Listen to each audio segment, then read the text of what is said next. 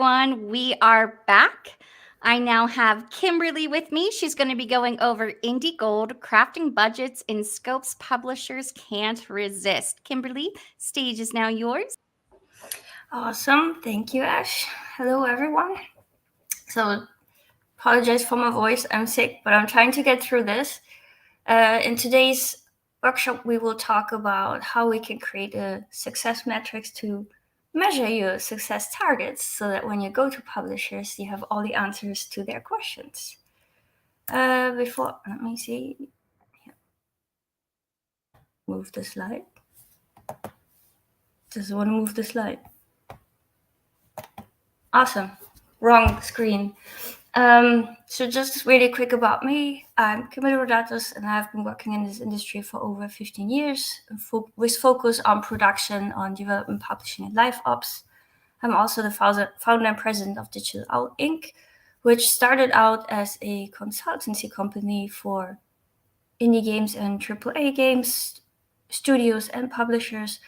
And then in early 2020, Digital Owl decided to venture into indie game development, and we have been working on a small point-and-click adventure game called Brave Snow since then. Around that time, I also became active in multiple indie developer communities where I provide mentorship, help people with their production, or provide pitch deck reviews. And then earlier this year, I also joined Other Side Entertainment as their lead producer on one of their new games. Okay. So what does success actually mean for you? It's really important to think about your success targets and what you're trying to achieve with your games. It's always the first question we ask people when they show us their pitch or when they speak to us. So why are you making this game, or what are your success criteria for your game?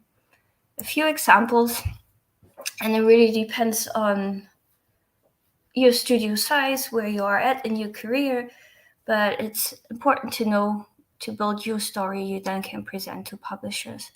So example success target, I think most of all know is you can make profit. So you want to make money with your game. But taking that to the next level, you want to make enough money to work on your next project.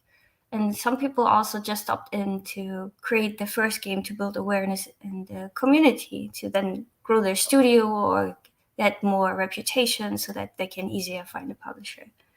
So once you have your success targets, your success metrics will change. This slide right now won't make sense, but if we go later on through everything, you will understand where this is coming from. But what we're essentially trying to achieve is your game's potential sales, are they aligned with your success targets? Before we get there, we have to create a few building blocks, and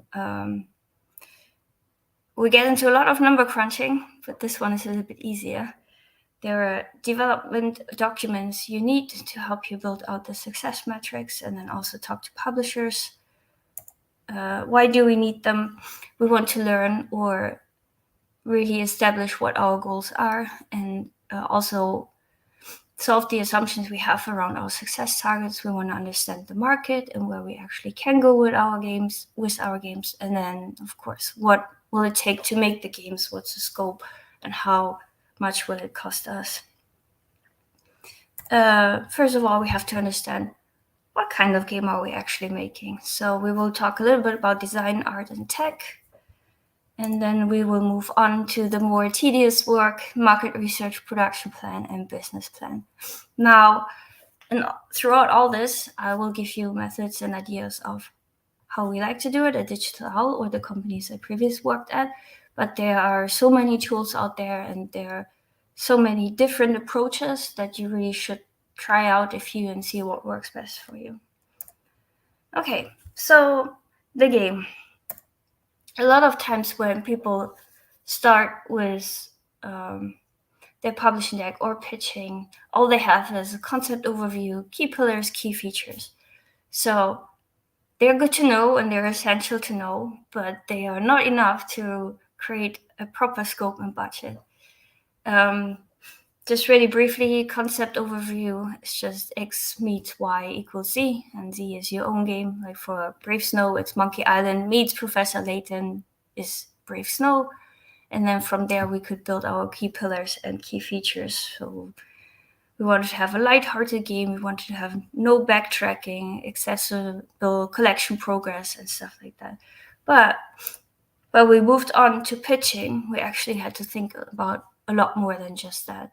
Besides the concept overview, we also needed to be really clear what are our game mechanics, from simple things to, can I walk around in the level? Can the characters walk around in the level? Or is it just point and click and everything is static? What will the user experience? How many levels do we have? Where does the story narrative go, and how do we present it? And then how do we think about audio and sound? Why is it good to have a grasp on this once you go into pitching? It's because it helps you define your budget and your scope. So the more you have, the more you can break down, the more accurate you can be. But also in general, it's good for you and your team to see what you're working towards. Now, when you just start out, I don't think you will have this. Just take your time and really work on it. It's called concept phase, ideation, and production. And once you get to this stage, you're probably halfway through pre-production and your prototype. So this is, I don't know if it's readable. It's not supposed to be readable, but that was one of our first game design documents, actually, with all the ideas. And it absolutely did not work.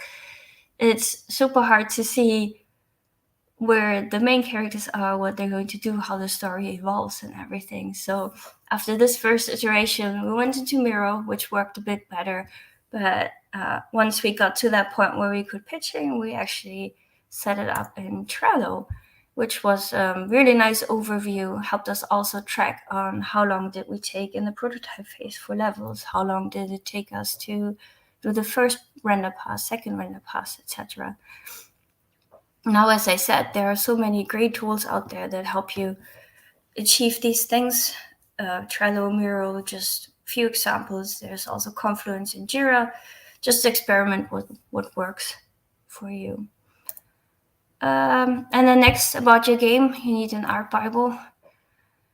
It got less, but in the beginning, there were a lot of pictures we saw during the reviews that had concept art in them. And they just showed us mood boards and stuff. Again, it's a really good starting point to have this and to think about your art style early on.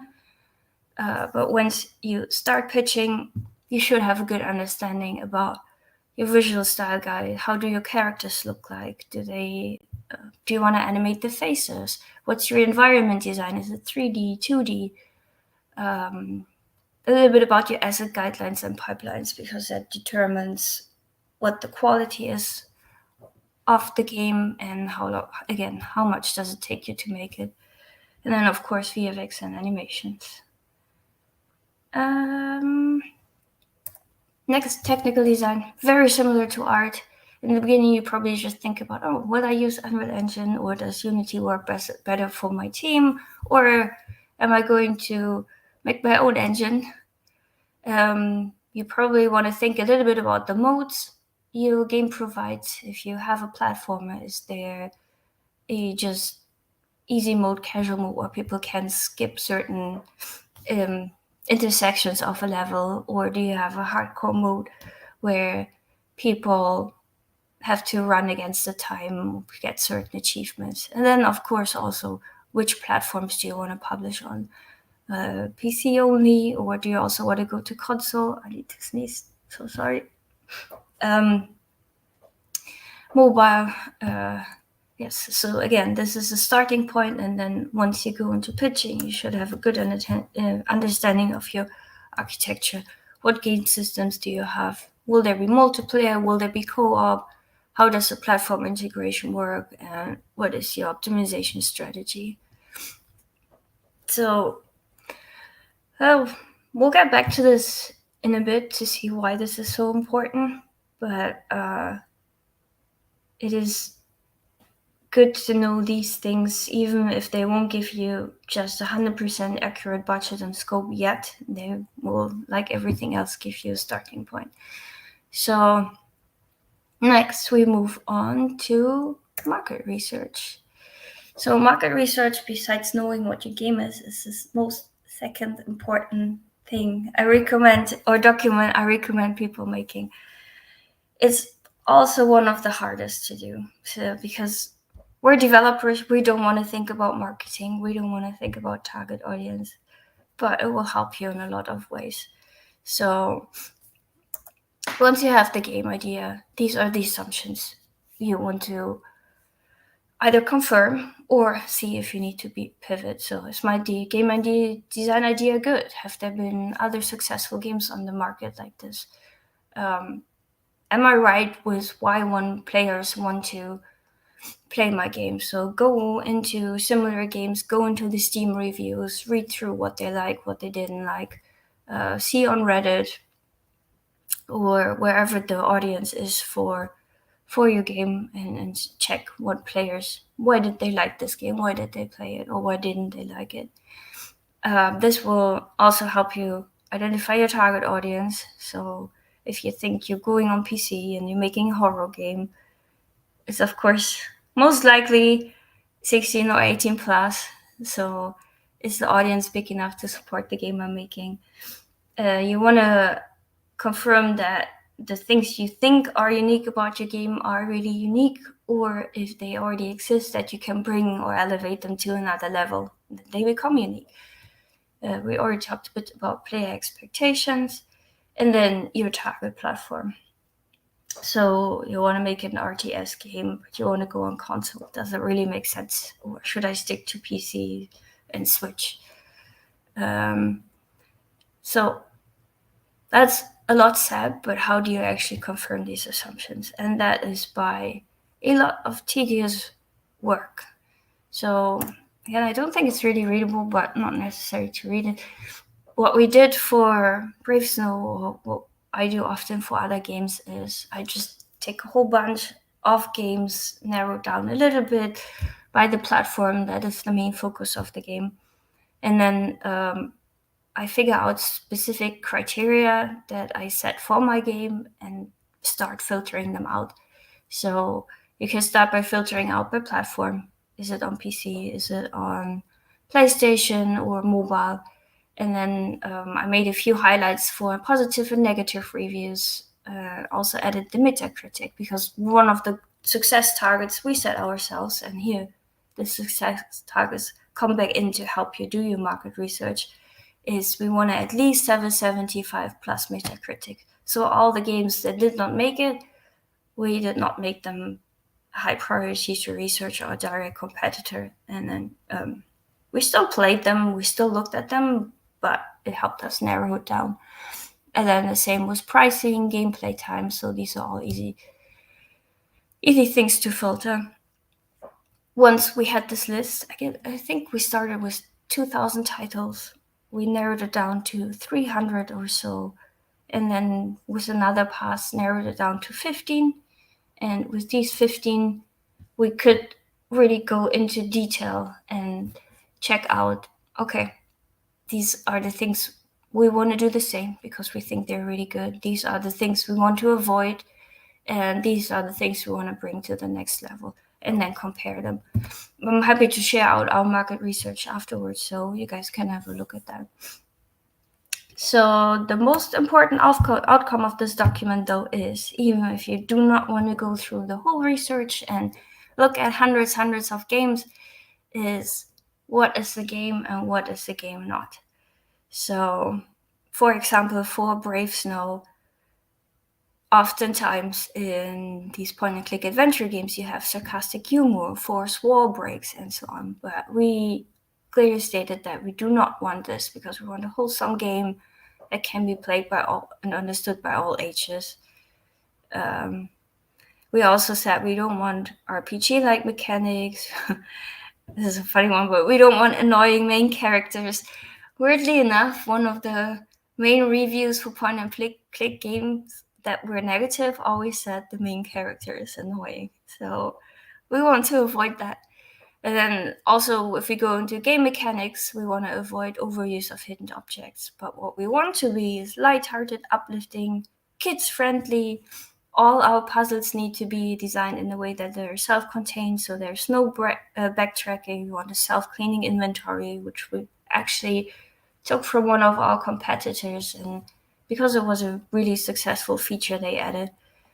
But we also could identify what makes us unique. And what made us unique is that we had a hub, which is unusual in these games. And the hub evolves over time. And a trend that is more and more coming up in adventure games is that we want to have a fleshed out codex that represents your collectibles and things. So once you have the list, it's also easy for you to prioritize what you build first and what's most important for your game. So you can establish that scope and see, okay, if the scope goes over budget, these are the things we could potentially cut. So the results, these are really big fancy words. I would recommend Googling them, but they're all very important. The market research, besides, of course, the game features, should also give you the customer value proposition. So what that means is, why would a player want to play your game and what do they get out of it? Your positioning and targeting. So what are the benefits? Why should players play your game? What are the favorable points of difference? Why should I buy your game and not a competitor's game? And then the resonating focus, which is, what is the most worthwhile thing for me to keep in mind about your game? And from there, you also have your competitor list. You know what these competitor lists sold approximately. I didn't go into detail about that, but during this exercise, you should see how successful they were, but limited to a specific time frame, because you will look at competitors that have released over the last 3-4 years, and the current data you're getting is for the whole 3 years. But as they all released in different timelines, try to find out how much each of them actually sold in the first months or 6 months or whatever time frame you set yourself. Otherwise, it can be very misleading. Okay, and then of course the target price points, which we need for comparison later on. Okay, and next is the production plan. Now we finally can put everything together, and you can see how long it takes and costs. Now, I make it sound easy. I know it's not easy, and it's a process that will take several months, and you will iterate on it as you go through prototyping, trying out different things, learning new things. And I will show you a way of how I like to do it in early stages to get the initial scope and budget for pitching. But there are lots of different methods, and there are a lot of great people who have talks or advice or books on how to do this, and you have to figure out what works for you. So you don't have to go too much into detail at this stage. Again, you're probably just starting pre-production, have your prototype ready, so you can't know everything 100%, but you should have the main game systems. You should know roughly how many levels you want to have and how much time you want to spend on each level, the characters and things. Again, these are all just estimates, and with everything game development, this will probably change over time. But again, it's a starting point. You need a budget to show to publishers, so it's better to have it thought out like this and change it later on, or maybe the publisher will help you to go through it and refine it, than just putting random numbers there. You will be surprised by how many people we talk to, and then we ask them, how did you come up with the budget? And they just say, oh, we didn't know what else to put there. So for the product plan itself, just break it down in big milestones, and then new teams, you need to work on it. So if you're, for example, making a 3D game, you have a 3D artist. If it's only 2D, you probably have 2D artists, but multiple than just one. Required resources is, of course, your team, your money, any licenses, certain PC specs, if you need development kits and things like that, because it all goes into your timeline. It takes time to get these things, but also into the costs. Yeah. Risk mitigation, I put it here. There's something to think about. For example, if you have only one engineer in your team, and then say you're planning for contingency and how you're planning for it, just have that answer ready for the publisher. but that will evolve over time as well. And then also with every plan, just to keep yourself sane, add some buffer. So the buffers I like to add is 10% or 10 to 20%, depending on the team size, to accommodate for anyone being out sick or emergencies or something else that could happen, you never know. Or there might be a feature that takes much longer than you thought, but you couldn't until you actually see it all together, or you couldn't know until you see it all together. So add that 20% buffer. And then add another buffer of 10 to 15%, and that buffer is for community and marketing efforts. There were some great talks yesterday and today that show that we as indie game developers have to do a lot of our own community marketing work, even if we go with a publisher. So make sure you have that time set aside and in your plan to create assets, videos, or even just post on Twitter, Discord to engage with your community, and later on play tests and whatever you have planned with them. And one last thing is post-launch support. Just because the game is released doesn't mean you make immediately all the money at once. So plus there will probably be a lot of bugs that only come with the quantity of new players that get into your game. So you have to support it, fix them. So also make sure you have that in that production plan. And add it to the costs. So here is an example.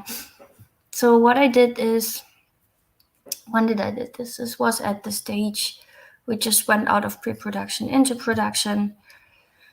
I broke it down a little bit into milestones, and I had a whole chunk, maybe I can show it later, in the backlog, broken down the high-level game systems, main assets, hero assets, sounds assets, and so on.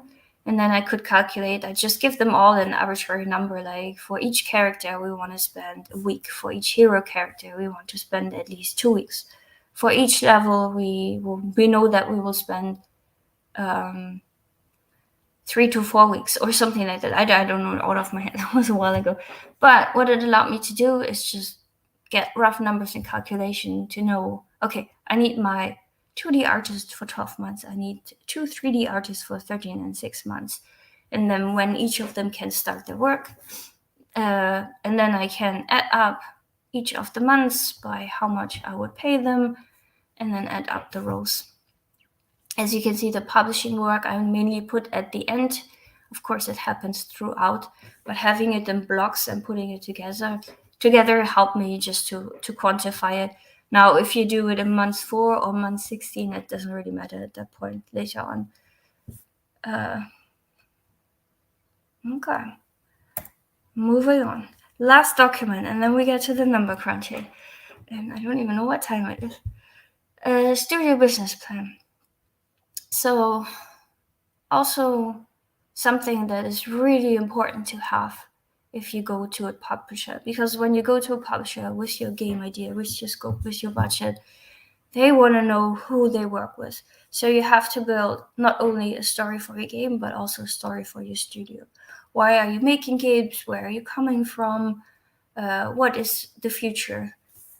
So you kind of build this framework for yourself that also gives you a little bit of restrictions on how to decide which game to make, what the scope is. Do you want to grow to 5 people or 10 people in a few years, or do you always want to stay small? Do you want to mainly foster talent in-house, or is that too risky for you and you prefer to have just the key people in-house and then outsource the rest? What kind of studio are you making? What kind of culture are you building? Does that culture align with the publisher you're reaching out to? And are your values the same? And then what kind of experience do you want to build? A lot of indie game developers, I see them hop around a lot between different games. So unfortunately, they can't take the learnings, or not all the learnings from the previous game, to the next game because they are so widely different. If you make a platformer or an RTS, there's a huge difference. So just think about that, how you want to grow your expertise, and because you had success with a game you previously released, which maybe was a platform, it does not mean that you can have the same success with another genre. But if you say you make another platform and the publisher sees, oh yeah, they're really good at this and they learned throughout their development, it's more likely that they believe in the team and the scope you laid out in front of them. So yeah, just think about this, ask yourself the questions, and then build the story, which also should be part of the pitch deck when you present your team. So in your business plan itself, again, this is iterated over time, and you don't need everything like 50 pages or whatever. The most important is that you have answered to the questions. You will need your elevator pitch, so not only for your game, but also for you as a team. Why should we work with you and not another team that's making it in the similar genre? Where do you want to go? We talked about that already a little bit, and it's also in line with your success targets. What's your company description? And of course, for yourself, you want to know, how do your finances look like? What's your runway? Runway is important. So if you set yourself as a success target, I want to make enough money to finance the next game, an advice is always to have at least 6 months of runway in the bank account to support the team to build up to the next pitching cycle or success, even if you release it, so that you're not suddenly stuck with a few months in between projects. Okay, this is just one example. That was one of the first iterations we had on this, so people could know who we are. We wanted to build our brand. I mean, we're a new studio, we still have not released the game, but we wanted to introduce ourselves, make sure that we can successfully release the game from start to finish. And for us, in the beginning, it was more building trust with the community and publishers than making profit. Next, of course, we want to sustain our operational costs, so that's the part of profit I mentioned, the 6 months I wanted to cover. And then build a team and have the experience ideally in-house. So when we build this sequel of our platform, of our point-and-click adventure game or the next game, I already know that I can rely on the people and we know how they work. As many things, a lot of things happen in real life, so Brave Snow is not there yet, but hopefully soon. Okay, so these are all the documents.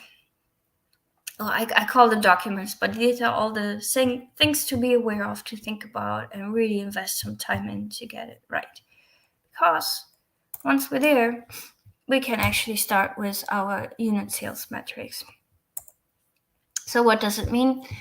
What we're going to do is we're going to see how much units we potentially could sell with certain games of a certain scope, and if that fits into the current market. And then the sales metrics, or the unit sales metrics, will show you if it aligns with the metrics and gives you an inkling of the risk to go further with this or not. Doesn't make sense now probably, but once we go through it, it will make more sense. So now we know what our success targets are and our goals. We know what the market is, who our competitors are, how much units they sold, what their price tags are, and we know what the scope and cost of our game is. We will run through one example first, and then I'll actually have a sheet. Some of you who are active on the IGB Discord might know already, where we will input some example things. Okay, so for this hypothetical game, let's say we have a dev cost of 50,000. I didn't put a currency on it because it really doesn't matter. That's actually where the title Indie Gold is coming from. Our available funds, so what we have currently in the bank account, is 50,000, which is awesome. We can potentially do this without a publisher. But we want to make another 10,000 because that gives us a runway of 3 to 6 months for after we launch the game. So unit price points, similar games in the market. The lowest ones are $9.99. The highest ones sell for $19.99. And then I also like to have the midpoint, just because you never really will sell. No, that's not true. But you potentially sell most of your games during sales. So you have a nice variation of if you go 30% off or 50% off over time. That's a new whole talk about how to calculate revenue over a year. We will not get into that. And then estimated unit sales. So other games that released in the market in recent years. In the first 6 months, they have sold 17,000 units, the more successful ones, to 5,000 units for the lower successful ones. Now, what we often see is people just, oh yeah, okay, so 60,000 is how much money I want. Let's just divide it by the unit prices and see if it works with our unit estimates. So we have our unit prices, we divide 60,000 by that, and then we would potentially sell around 6,000. We potentially need to sell around 6,000 units. Sorry, my throat. Or on the higher end if we go with the highest price point around 3,000, which looks really good because it is in line with the estimated sales we've seen earlier during our market research. So we're not even need to reach that high. But unfortunately, this calculation is very misleading. So before we get to the actual unit estimates, we have to do a few adjustments. The first adjustment is our unit prices.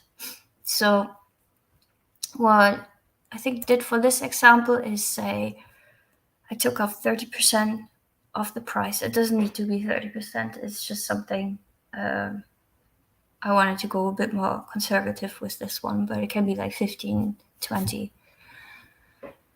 Just see where your main target is, sales target. So if it's in the US, UK, you can probably go a bit lower, but if you're selling more games in other areas, you probably want to go a bit higher. Why? Because you have to account for chargebacks, refunds, and currency exchange. So you rarely actually sell the game for the full price. Or actually never sell it for the full price, because there are also taxes and stuff. But I didn't include them here because I don't want to make it even more complicated than it already is. But from our previous unit sales estimates, by just a normal calculation, we are already increasing it now to from 6,000 to 8,500, or if we go with a price from 1999, 3,000 to 4,300. I hope you can still follow me. This is all a lot to take in and a lot of numbers, but once we get to the sheet, it will be easier to understand. So, still looking good with the estimated unit sales we have from our competitors, but we're not there yet. Next adjustment is platform fees. Most of the platform fees besides Epic Games Store, you have to pay 30%. So it doesn't matter if on console or Steam. So we're adding 30%. It's already getting there. The lower one, the highest price point needs 5,600 units, which is already a bit higher than the estimated unit sales. And the lowest one, 11,200. But we're still not done. We'll also have to add licenses and other fees. Most of these will be engine fees. In our case, because we make below 1 million revenue, nothing changes, but I'm actually not sure how it works for Unity, but just make sure you see how much you have to pay the engine you're using.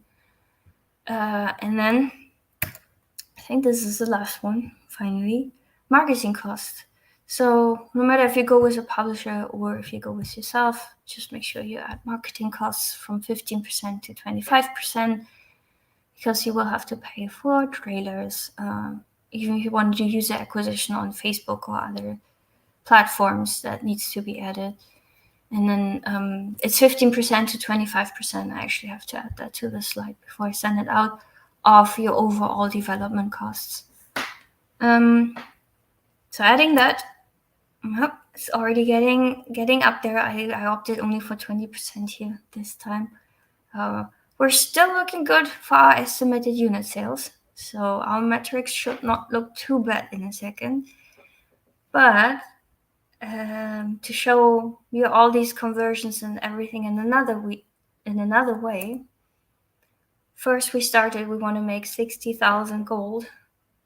But what we actually need to make to reach our targets is 91,000 gold.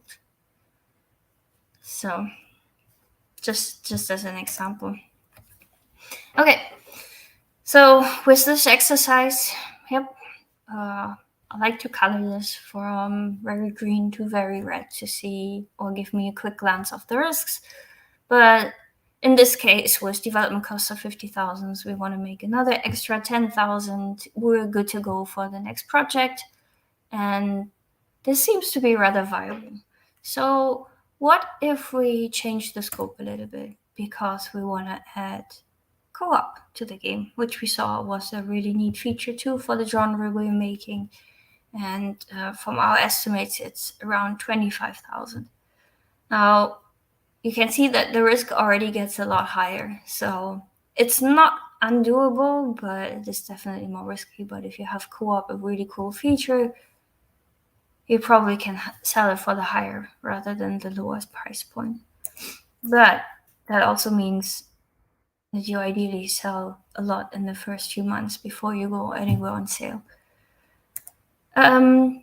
So instead of just changing the scope, because this is a really cool new feature, why don't we try this with a publisher?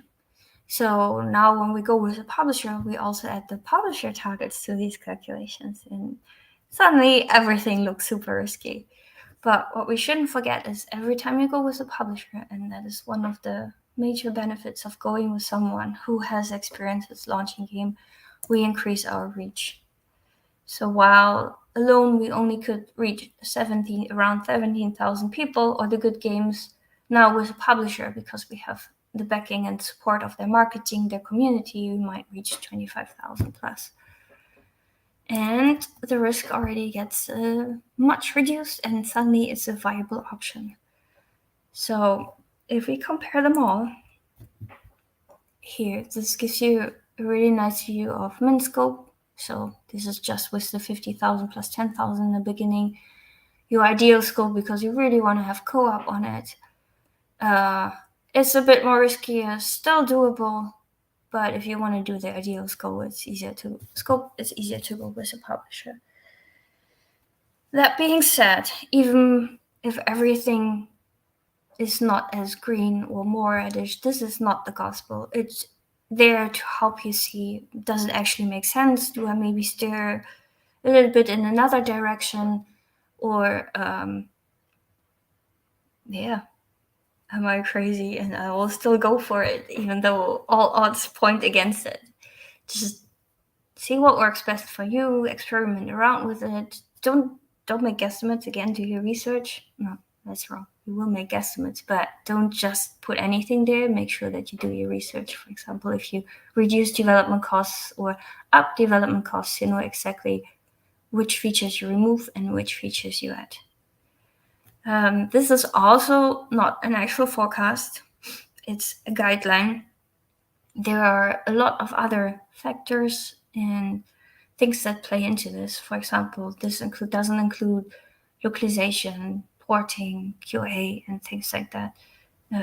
But this is where a publisher or people in the community can help figuring this out. Also, this exercise is mainly for premium games on console and PC. This I would not use for live ops game or free-to-play that rely on in-app purchases and others. If you have questions about that, I'm happy to show you alternatives for this, but not right now. It would go blow up the scope of this talk. Okay. I'm sure you will all have a lot of questions. I like this normally to be more interactive, but what is next? So what you have to do next is, if you see this, you're not happy with it or you're happy with it, make sure that you iterate on it over time. Something happens in your development with your team, adjust it, repeat it, or add to this whole exercise. It's never just a one-time thing and then it's done. So the same with your pitch decks, the same as with your game design document. This is a guide that will evolve with your project. And then, of course, you can use these numbers, or you can be confident when you go talk to a publisher. In the pitch itself, you should only say, okay, this is what I want. But if they have questions and ask, like, oh, what if we do this? And then you can answer, yeah, if we do this, we will be more at risk, but we increase our target audience. Or if we do this, it would cost that much more, and things like that. So tell them what your favorite option is, and then when they talk to you, you have answers to see if there's more potential or if there's still potential with less. Next big part is ask for help. So there are so many great indie game communities out there, so many great talks. I mean, the IGB event is one of them. Just see how others did it. Don't be scared to reach out to people that make games with a similar genre. I have not met an indie game developer yet that is not willing to share their numbers or their experience. Same for publishers. Even before you're ready for pitching, when you build this and you want to know if the publishers fit, or if they have experience, you might not get an answer from all, but the little answer or the answers you will get are normally very insightful. And again, they're super happy to help and help you grow, because that they want to foster a community where they have a lot of great games and successes. So reach out to them early, start networking early, and then when you're ready to pitch, they already know you built a rapport with them, they know your story. And last but not least, for asking for help, is find a mentor. The indie community is, I'm not saying it's mature, but it's growing in maturity. There are a lot of people with success stories or failures that are super happy to share what they learned, to be a sounding board. And because indie game development is such a rough road, you often do it on your own or just with another person, but that person probably just has as much experience as you. So it's always good to have someone to talk to who can steer you back on the right track, or when you're down, to pick you back up. Okay, the most important though that I tell everybody is, when they go through this exercise, there's nothing wrong with admitting an idea does not work. It happens to everybody. If you see how many games have released last year on Steam, I think around 14,000. If you think about it, you probably only heard about 0.05% of that 14,000. So we are a survivor-based community or market. So you only hear about the success stories, but you rarely hear about the failures. So don't give up. Just go back to the drawing board, try it again, go through it. And maybe you just also say, I don't care what the numbers say. I just want to make exactly this game and I can pull it off. That's fine too. But with Brave Snow, for example, it actually started out as a 3D platformer, not a point-and-click adventure game. But over time, we quickly noticed that the team and the money we had available, it was just not doable for us to create a platformer. So we pivoted to point-and-click, and it made the whole process a lot more enjoyable, because we knew that this is something we want to work on, and this is something we actually can achieve, and we don't put too much pressure onto us.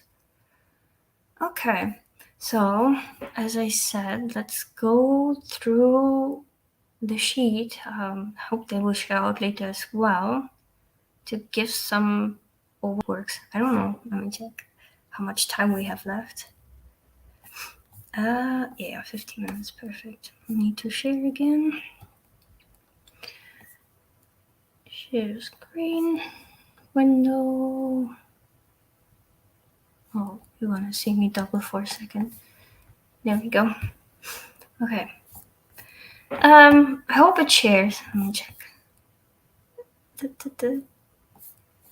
Yeah, probably. Well, if not, then I'll just do this by myself. This is always weird doing it online and not in person. So all the things we talked about, I created a document where you can input your research in the yellow bars, and ideally it will just output this for you. There are a few steps we have to take to do it, but let's just get through it. So project costs total, what do we say?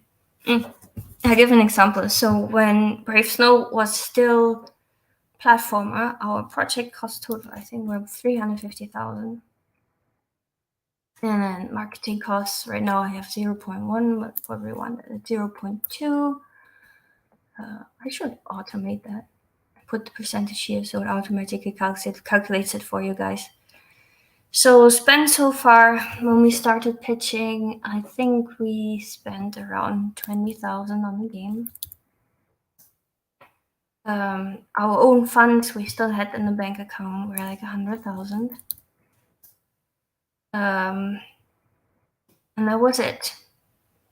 And this way we know, okay, if the overall cost and the marketing cost is 420 together, I have 120,000. It doesn't calculate it properly. See, now I go through this and then I see mistakes, but that's easily fixed. Here we go. So we need to ask for 300,000 from the publisher. We also wanted to make sure that with this game we have, I think, 3 months of leeway, and back then our cost monthly was somewhere around, I want to say 10K, but it's really not important. So our goal is to have at least 60,000, so the guys can survive and eat. And then investor goals, let's say with this one, because it's a little bit on the higher end, they actually want to make 2 times out of what they did. What we have to make with the game overall, with just these numbers, is $1,080,000. So engine royalties will fall into this, and other things. So I'm just gonna copy paste all of this in here because I only have the calculations for engine royalty in the last row. I swear I will clean this up for you guys once before I send it out, and then it will make it much easier. As you can see, I use it quite often for when I help people. So I mess it up a lot of times as well. My own funds. Okay, cool. And then 60,000 we said. And up. Okay, clean up. No, there's something missing. Oh yeah, times 2. Times 2. Sorry for this ordeal. Okay, but this should all fix. All right, perfect. So price adjustment, our main target markets are probably US, UK, so we will just go for 20%. And then prices, the lowest the platformer should sell for is $40.99, $19.99, and $24.99. Oh, no, I did it. This one, because this one does already the calculations for you. $19.99 and $24.99, I said. Okay, I have the royalties input here. We know we will use Unreal Engine, and then it doesn't actually matter if it goes Steam or anything else. We'll just stick with that. Okay, and then last thing we have to do from our research is how much did they sell roughly. So let's say minimum units were 35 to 3. Average units probably around 50. I'm almost half making them up. But okay. So the only thing is, and I figured out how to fix it, you still have to do this manually, which is a bit annoying, but once I get this automated, it should be easier. Data, conditional formatting, and then we can add the numbers here. 35. You see the colors changing already? They're still looking very red. And 75. Done. Okay. Now you can see why I did not go with the platformer. No, that wasn't it. It was a bit greener. I think I had 100,000 something. But yeah, so this was probably more complicated than helpful. But please just ask me questions, reach out to me, or I'll walk you through it again. But it shows me that if I would go on Epic Game Store, for example, it's a little bit less risky because they only have a 12% royalty than when I would go on Steam. But overall, this is still a very risky endeavor if this is what the market tells me currently. Now, it doesn't mean that it's wrong. Maybe I can do it without a publisher and do it myself, but I would not know how to get the funds. So I'd probably just have to pivot the game, either make it smaller or pick a different genre. Okay, I think this is it. Thank you for listening to this. Oh, stop sharing.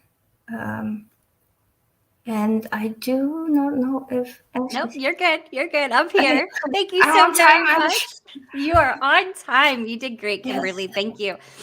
For everybody who's watching, Kimberly is with us most Thursdays doing pitch deck reviews. So you guys are always welcome to join our Discord, which I'm trying to drop a link in chat. There it goes. Join it, and you'll be with Kimberly and Omar, and it's just a free resource for you guys. Let's try to go through these. We have a few questions, but we are okay on time, but I don't know if we'll get through all of them. So let's start them. So from Caroline on YouTube, in your market research, how did you choose which games were your competitors? Yes, that's a really good question. I don't have the document here, but I will share it later in the IGB. I started with the genre, just the overall genre text to filter it. So if we have a point and click game, I choose point and click, wholesome, and some others. So it reduced that. Then I also looked at games that are more like Monkey Island. So there are really great point and click games, just as when the world was around and others, but we did not see that as a competitor because it was much smaller, and the puzzles were also different than we wanted them. And yeah, we just went through them, played them, saw does it feel with what we think is right for this, and then went like this. As I said, we had 1,000 to start with, and then we broke it down. But you will see that in the document I shared. Right, let's go to the next one. Teddy on YouTube, you mentioned a 10 to 20% community and marketing budget buffer. Would you say that you provide in a budget proposal for a game the marketing budget plus the buffer, or use the buffer as the budget? So normally when you pitch to publishers, before I start, do your research, see what the publisher asks for on their website. They have descriptions on these are the things we want to see in your pitch deck. But most of them are not asking for marketing budget if you are on platform, console or Steam. It's a bit different with mobile. Why I would still leave in marketing budget in your overall development costs and just add that to 2D or 3D art is because you have to help create the assets and make some time. And even though the publisher will help you with marketing, you still have to do your own community building. So yeah, add it to your development costs if you go pitching, not necessarily as marketing budget, but just call publishing efforts or something like that. I hope that made sense. All right, so we have from Press A to Begin on YouTube. Where can we find unit sales data of competitors? Yeah, that's a tough one. So you have websites like SteamDB, VGC charts. I think I actually do have a list. I will share it out afterwards as well. The most important though is, because none of them are 100% accurate, is that you use one source. So if you go with SteamDB for one title, just do it with all.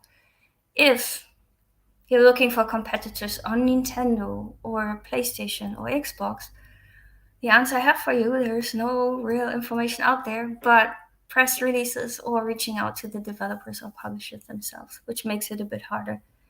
But most of the time, we start with PC anyway, PC platform.